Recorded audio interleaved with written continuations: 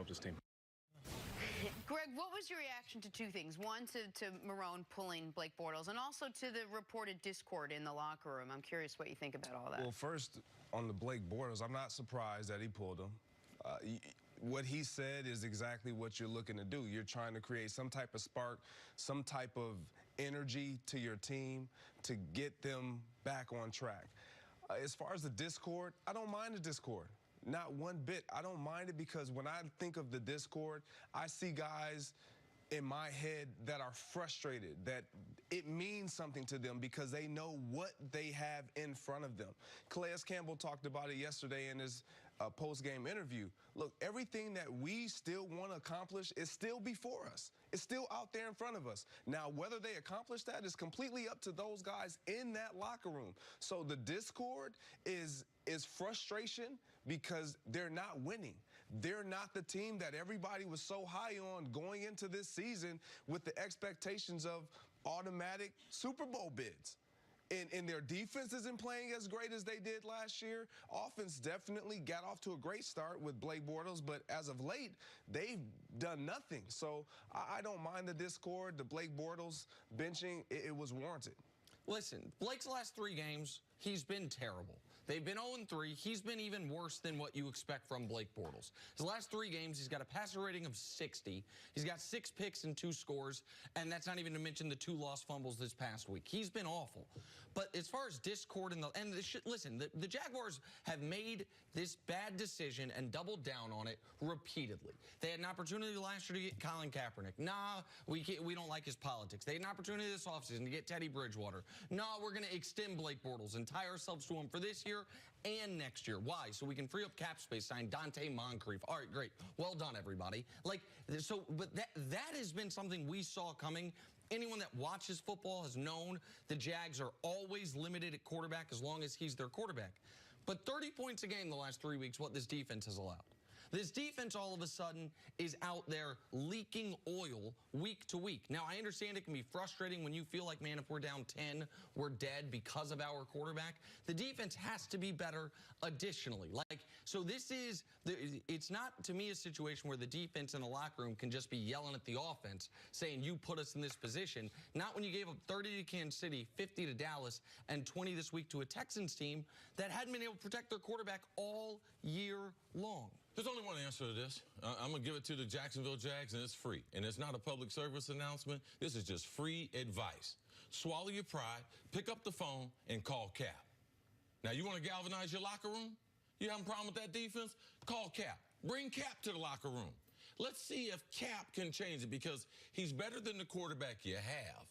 And I just believe right now in the season, I believe he can make a difference on that football team. There's a lot of teams in the same spot as the Jags, but they're not going to have any answers. They're going to be picked apart by the media. Inside, they're going to be bickering. They're not going to get better. But they got a quarterback problem, and when you have a quarterback problem, you got a team problem. They made a mistake by not signing Cap. They know it behind the scenes. Nick and I know it. They talked to Cap, but we know it was strictly a political decision. And not by the owner. But if they want to go to London, they want to galvanize this team, call Cap. People will be like, oh, okay, Chris, yeah, let's just call Cap. Well, he's a lot better than what you have. If you're trying to play that type of system, let's grind it out. Oh, there's no one better than playing. That's how they won in San Francisco. That's how they went to the Super Bowl. And Cap is the type of quarterback. He's a better thrower of the football than Blake Bortles. He's a better runner of the football. He's been a better winner. He's a better leader than Blake Bortles. So you get what you pay for. This is the decision that you've made. So your decision right now, that's the decision you made. And you made your players go out there and lie. Jalen Ramsey out there, oh, I love my quarterback. Oh, my quarterback. That's a flat-out lie. And players who have played on teams that have marginal quarterbacks, they know that. And that's what you do. You lie on a regular basis. Oh, yeah, we're happy. We're satisfied with that guy who's a bum. He's been a bum for a few years now. But the players on the team, when you're a leader of that team, you know what you got to do? You have to vouch for them. And it's hard to vouch for them. And yesterday, the coach said, you know something? This is enough. But it's not a good message to send to the team. You know the reason why, Greg? Because it's inconsistent. So now if you're Calais Campbell, if you're Jalen Ramsey, you've been playing good football, maybe not your best football. So now if you have a bad game, a bad play, they bench you. It's not fair. We ain't benched Blake through the years of him playing bad football. So it's not a consistent message to be able to send to a team. Yeah, you mentioned the guys being, or not you, actually, the head coach, Marone. He says this is an opportunity to galvanize our football team in our locker room. And when I think about what everybody tries to do when it comes to galvanizing teams, there's always this adversity. Well, adversity is going to hit every single locker room, every organization, every single year. And when you have a situation, to your point, at quarterback, it only escalates everything. This is not a position that you can do a patchwork job middle of the season. This is something going in that you are well aware that this is our barometer.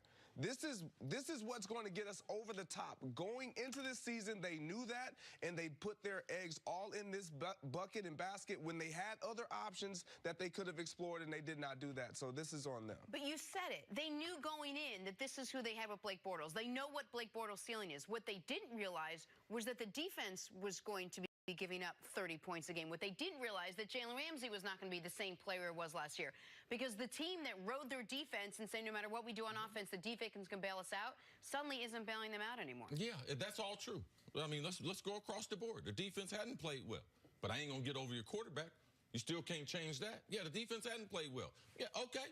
But your quarterback is not good at playing football. And you had no contingency plan.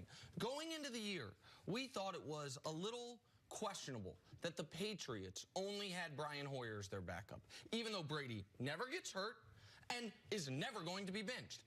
The Jags went into a year knowing their quarterback could be benched with Cody Kessler as their backup option. The New Orleans Saints have Drew Brees. They valued backup quarterback more. They got two of them. The Taysom Hill kid with a little wildcat scatback guy and Teddy Bridgewater. They went out and said right before the year, we're going to give up a draft pick to shore up our backup position. Do the Saints have three quarterbacks better than the Jags have anyone on their roster? Yes. Like, this is sometimes just because you run a pro sports team doesn't mean you know what you're doing in all areas. And the way the Jags have addressed this position, which is to where it has been, we talked all last year how the Jags were number 1 or number 2 in every defensive category. And before the year, I said, I don't think Jags are going to make the playoffs. Why? It's very hard year over year to not have the defense leak a little bit, to go from number 1, 2 to number 6, 7. Good every exactly week. Right. Are you calling Cap, C? I'm giving the number. Give it. Go ahead, John. I mean, it's just you had to expect the defense was going to fall off a little bit, and they had no contingency plan on offense. It's not Cody Kessler. Should we wait, or should you can do it during break? Okay, we're going to take a break. He's going to call Cap. Greg, stick around. Coming up, can anyone slow down Patrick Mahomes and the Chiefs? That's next on First Things First. Put it on speaker. 209-353. I'm the first to get it started. Well, get it started.